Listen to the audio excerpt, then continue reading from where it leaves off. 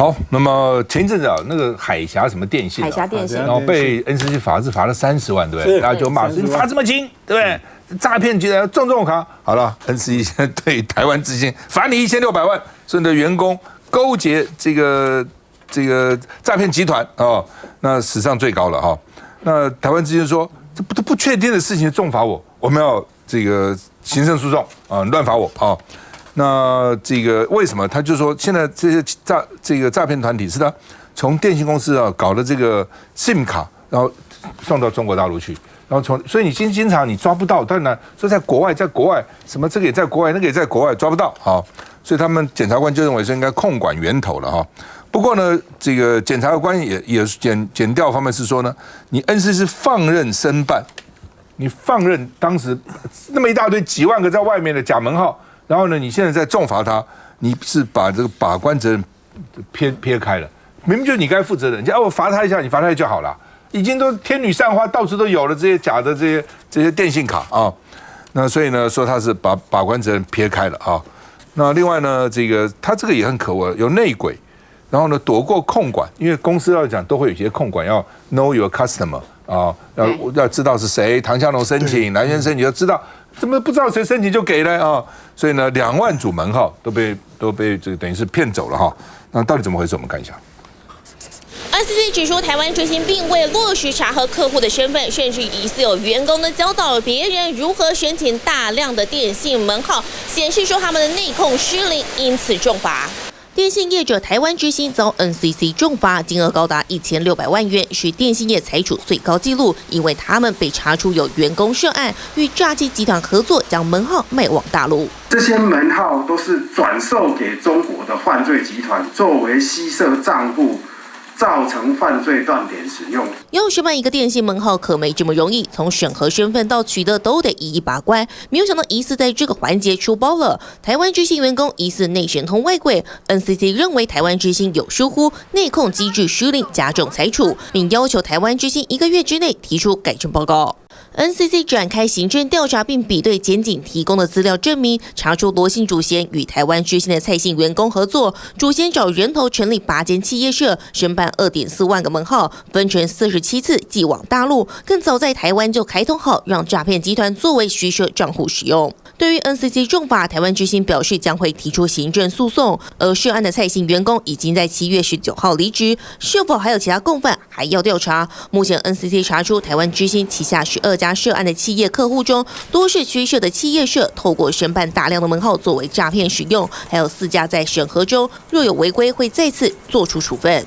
来，这个柯执行长，是，我想这个问题是非常的大，不过还是要先澄清一下，这个为什么这个罚则会不一样啊？因为上次我们所看到的这个海洋这个电信，它是属于电信的第2类组，海峡，然后呢，目前的台湾之星属于电信类的第1类组，他们本身的罚则就会第2类，像第2类租金，对，所以是2个的罚则本身就有很大的不一样啊。不过我还是要提到。这次有这样子的1600万，当然台湾之星提出了他们自己的一个所谓抗告，因为他们认为说这件事情我们也是接到你们的这个 NCC 函才会知道我们里面的员工是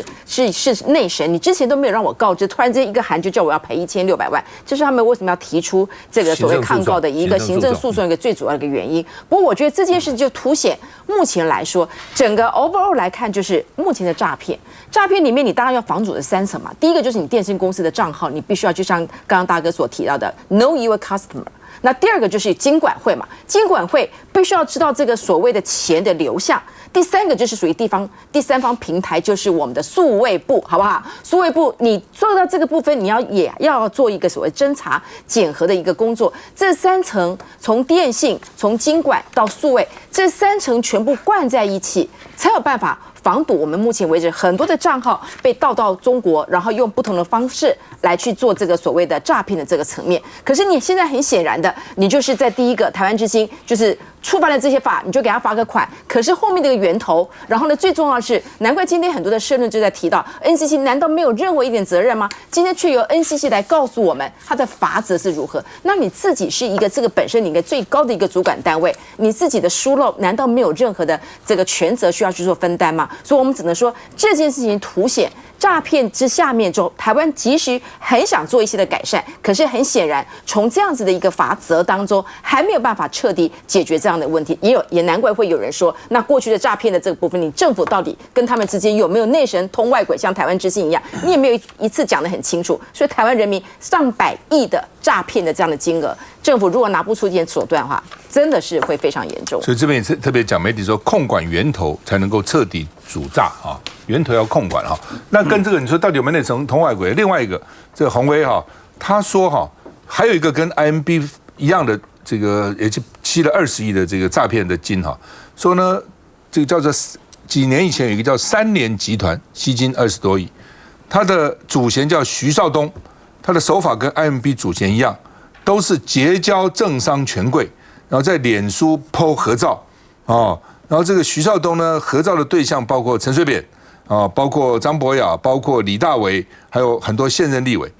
最受瞩目的就是法务部长蔡清祥，而且不止一张，看到没有？这是蔡清祥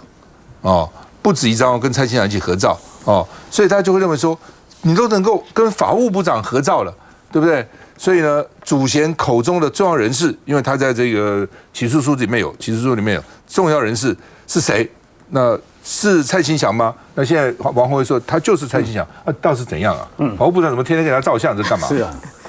这个法务部长哦，之前也被质疑那个记不记得什么88会馆啊？那时候也是，哦，有被质疑接触哈。我觉得法务部长要讲清楚哦，那这个蛮严重的。这些诈骗集团哈，都是利用一些公众人物，然后来让取信让这些被他诈骗的人相信。所以你们等于是帮助犯一样，因为大家不是相信那个诈骗集团的人啊，徐少东，你看我都不认识了，老实讲，徐少东、黑箱啊，但是呢，蔡清祥大家都认识，你还是执法人员蔡清祥现在是法务部长，之前当过调查局局长，然后他是检察官体系出身的你是执法人员然后跟诈骗集团在一起，这个要讲清楚了现在虽然那个立法院没有开会逃过一劫啊，不然的话一定是被质询嘛我觉得只剩下明天1天的时间了，因为人家已经直接这样点名你了，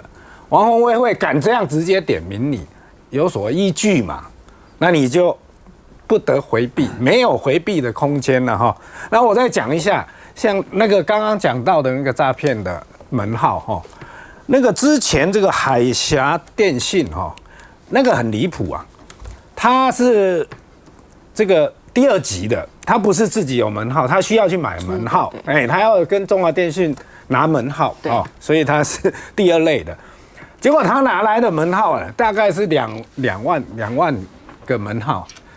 竟然超过1000个以上都是诈骗集团在用，等于是集体在用，不是个别被偷去用，所以才大家说那一定是勾结嘛，整批给诈骗集团用那这个不是勾结才奇怪。你如果因为诈骗集团一定要门号，他都用所谓王八鸡门号来诈骗几次就要赶快换因为会追查的嘛。所以他用门号用得很凶啊，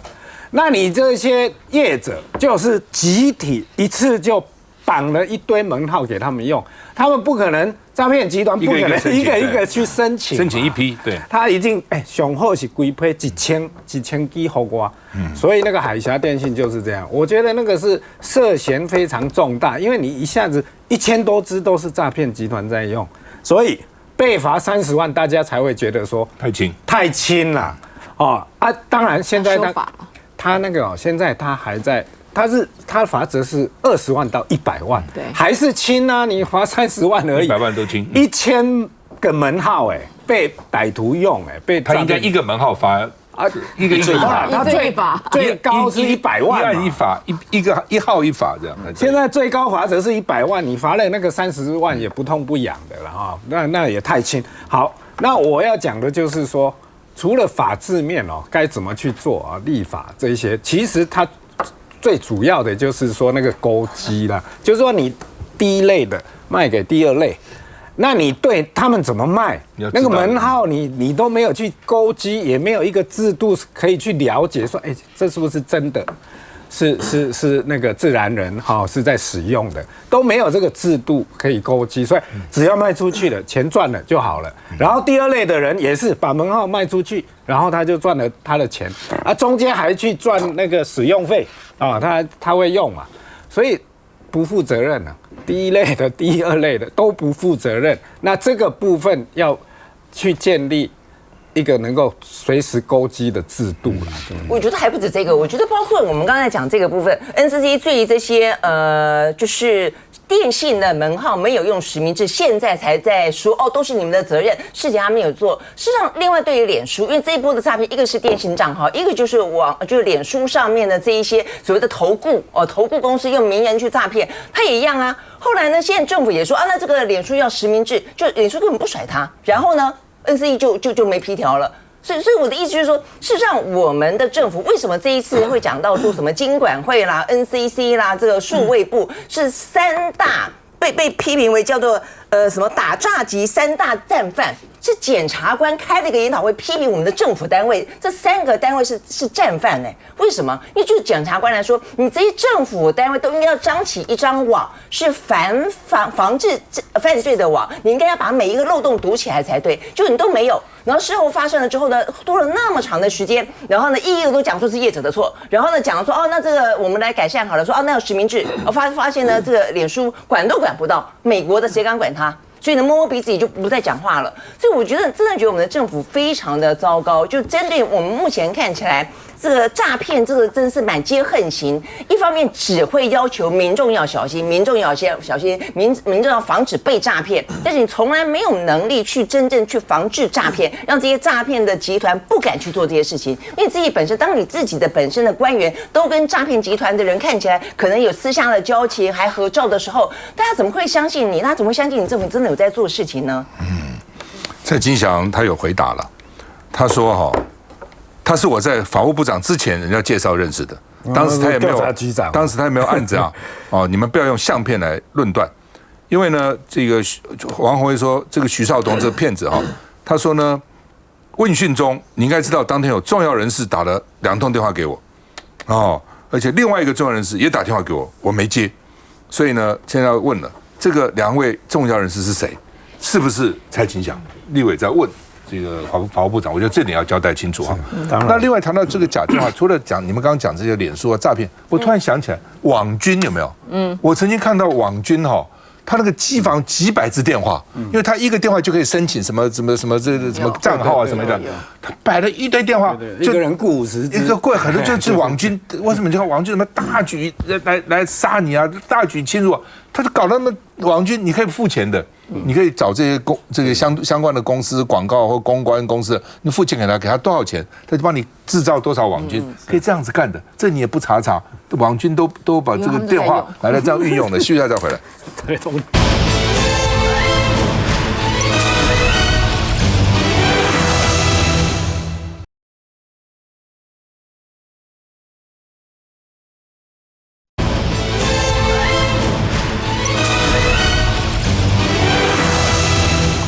今天在联合报的头版头条讲说，蔡英文的能源转型全数落后，没有一项是跟他的原来的规划是一样的这是审计部讲的，监察院审计部说经济部应该检讨。审计部怎么大胆敢说这个经济部呢？审计部是属于监察院，大家常常搞混了。主计部是属于行政院，主计处啦，但是审计基本上是事后审查。你预算花到什么地方，跟立法院议会的那个检讨决算一样。那一般大家比较重视预算的决算就算了，钱花完你也跟要回来没有怎样的，所以大家对决算就随便马虎就这样过了。其实决算非常重要，你钱给我花到哪里去，民脂民膏你怎么花的？那审计部就会检讨就说呢，你们怎么回事呢？你们原来这些规划又变成这些预算呢？那钱怎么用的呢？那绩效在哪里呢？所以呢，太阳光电也落后也没有到达成率，余电共生更惨，达成率只有8.04然后呢，这个离岸风电也蛮惨的这个达到的跟规划都差蛮远的那另外呢，这个天然气储存槽也是问题，因为大概3阶4阶都受到影响哈。所以呢，这个法定的天数，所以你要储存这个24天，2028年以后大概只能储存20天。换句话说，你根本不够，老公打你围你说你怎么办啊？那像余电公司1成都没有达到，太阳能啊等等，这个风力什么等，通通全数落后啊。那现在台电怎么办呢？就想要把工厂的柴油发电也纳进来，这很可恶的。什么叫柴油发电？那通常是紧急发电机，就是工厂停电以后没有办法嘛。我们电台有紧急发电机啊，那就必须要发那个柴油，你知道发出来那个味道，还有它的那个污染都很大的，这是备而不用的。你现在居然因为工厂都有的，因为工厂很怕你台电如果停电，我工厂没电我怎么办？所以我也怕你到时候停电，有的时候台风，我的那个阳明山的发射，譬如说，那它这个一个礼拜可能都修不好，因为山路啊等等比较偏远，那你只有靠自己发电了，必须要这样哦。所以工厂也都有这个柴油发电机，那你把它这个连起来哦，然后呢要放到你的台电的这个交易平台上，所以人家讲说你是用脏电嘛，那是一个脏的电，你怎么可以用呢？就表示你的电已经捉襟见肘到这个地步了。记得吗？上个礼拜因为这个天然气发生问题了，台中天然气供应站，所以呢，核1、核2厂把那个给核电厂用的紧急的发电机也拿出来用了，那也是柴油发电机啊，哦，都拿出来这个并联到里面去了，你就知道已经紧到什么地步了哦。所以我真的觉得，不管下任总统是谁啦，都很辛苦了，你的电就不够了，还是你电价涨不涨？台电中油去年赔5000亿了，今年我看起码要赔3、4千亿，你怎么办？哦，那外媒也在关心这个问题了。AP 哦，这个美联社说呢，民进党政府不能像鸵鸟哦，不管你支不支持天然气发电，台湾社会不能不面对的是，当民进党政府要你提高天然气发电量哦，但是还是不够啊，建设延后啊，那你有没有配套方案？你有没有其他的方案？你不能我就是认定就是这样子。2025非核，我就非要这样，天然气占50%，绿能占20%，这个火力占30%啊，这燃煤等等啊，那你达不到你怎么办？你这个方法你不是达不到管你的，反正我蔡英文已经下台了，这就是一个负责任的政府吗？连外国媒体都关心这个话题啊，哦，就是你到底是要加速天然气厂的建设，这是一个方法，把天然赶快建好，或者是让既有的核电厂关闭时间延后。你也必须要向民众说明嘛，你一个负责任政府，你总要告诉大家要怎样嘛，通通不讲，可以这样，然后就蒙混在那边乱骗一通哦。那这个 Financial Times 这是 FB 是外交政策啊 ，Foreign Policy 也说能源是台湾的致命弱点，因为台湾没有自己的能源嘛，都是要进来的嘛，哦，脆弱的供应可能成为中共对台湾的手段之一，因为台湾97%都要进口，所以能源是台湾的阿基里斯腱。刚好向东昨天去听这个萨克斯的演讲，萨克斯是得到糖奖的第5届糖奖，他得到永续发展奖。他说台湾的能源政策像即兴演出一样，因为民进党定一个非核，然后大家就跟着这个在那边跳舞啊，跟着演出，这也不管说做不到要怎样啊，你其他的跟得上跟不上啊。他说天然气占50%，燃煤占30%，再生能源20%，80%还是石化燃料嘛。天然气也是石化燃料，只是被欧盟现在就并为说转化到绿能之间的中间过渡的一个燃料，所以它还是石化燃料啊，哦，所以你这不是策略嘛，也不是去碳化嘛，这是即兴演出嘛。那台湾是以出口为导向啊，所以全世界的减碳以后，你将来你的产业怎么出国，怎么走出国际啊？来，孟凯。是这位教授他讲即兴演出，我觉得他是这个说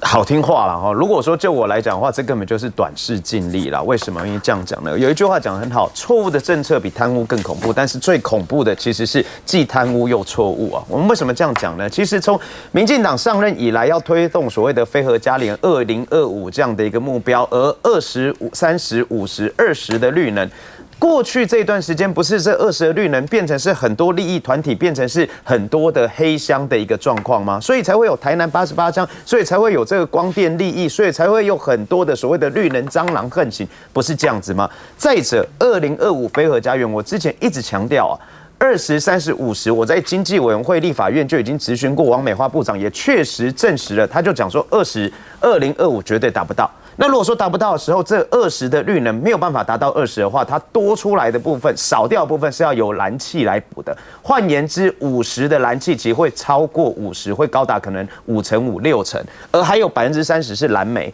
我过去在查了相关资料，我自己的选区林口火力发电厂，从5年前每年烧400多万公吨的煤，到去年烧到700多万公吨的煤，将近5年内成长了1倍哦。所以燃煤火力全开的状况，那不就是让大家用废发电吗？所以当台湾到2024年明年的时候，有可能就是核能也减少了。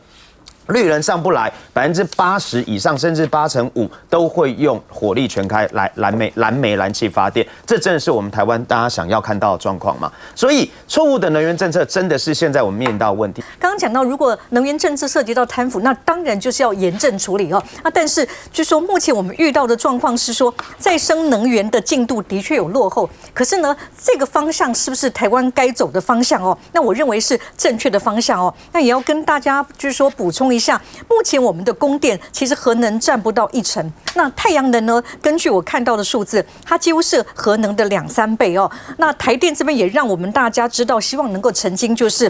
说过去发生的停电不代表缺电哦。那以台电的预估来讲的话，7月下旬的话是用电最高，那他们供电的备转容量率一直都维持尖峰的时间8到10%。那当然，我还是觉得台电因为是我们最重要的一个这样的一个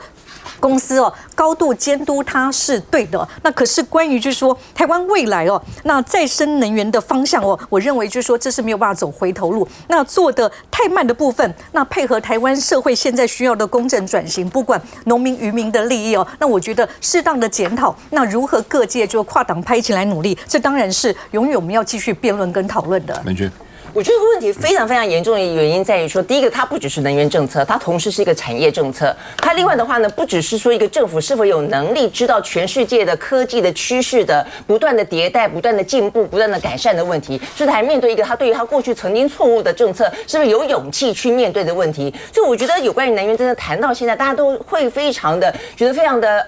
沉痛的原因在于说，今天不是讲说今天我们要不要绿能的问题。我觉得今天台湾没有人说不要绿能，整个全世界的发展也都是在往绿能方向走。但是绿能的话呢，现在涵盖了核电成为一个干净能源，请问民进党承不承认？他知不知道？我觉得这是最简单的一个问题。所以当这样的一个绿能是一个方向的时候，你的方向本身是对的，但你的时程安排完全错误，你的比例上面也完全错误的时候，民进党愿不愿意去面对？而且对于这样的一个状况，民进党就是装死装睡，从来不去讨论它，只说啊绿能是对的，你们难道说不要绿能吗？没有人说不要绿能，而是说面对现在全世界，当连日本曾经面对过311的状况，它都必须要重新去启用核能的时候，你自己怎么去面对它？同时，我们要讲一个，今年我相信很多人都会听这个 ESG， 听到耳朵长茧了。什么是 ESG？ 我们今天可能到了绿能做了一个错误的时程的制定，也因此可能会面对缺电的危机之外，就算你不缺电，我给了你的电，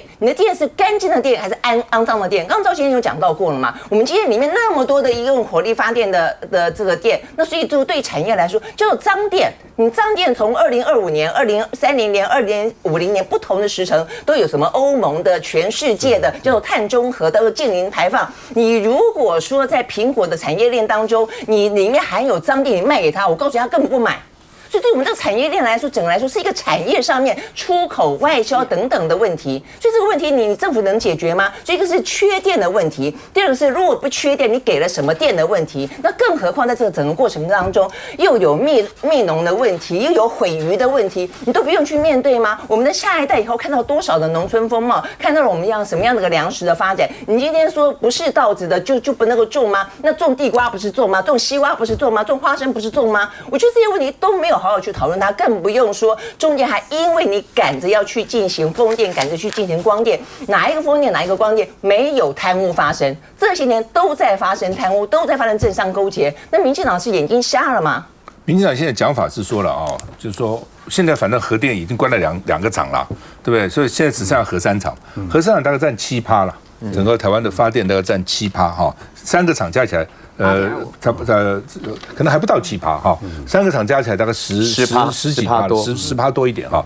所以可能就4%了哈。如果加上核四有20%了，如果加上是，那现在核四暂时还都不行，被它关了嘛。那好吧，那意思就是说，我现在是够的啊，我就算没有这个核电，我现在还是在 run 啊。跟你现在 run 的捉襟见肘，run 的大家提心吊胆，这是第一个。第二个，你现在绿能也不到20%嘛，这是数学啦，绿能现在到20%嘛，因为不到嘛，那你电哪里来？要不然就是要不然就是你的备载电力少，要不然就是火力嘛。那你天然气也不到50啊，因为你现在3阶就是煤嘛，你可以想得出来，一定是肮脏的煤嘛。所以可怕就在这个地方嘛。那在这个时候，你自己看看台湾现在肺癌已经第1名了，很多年轻的那种很年轻的，照理讲他也不做饭，他什么也没有家族遗传，他怎么也得了？当然跟空气有关，怎么会跟空气没有关呢？当然是有关系嘛。休息一下再回来。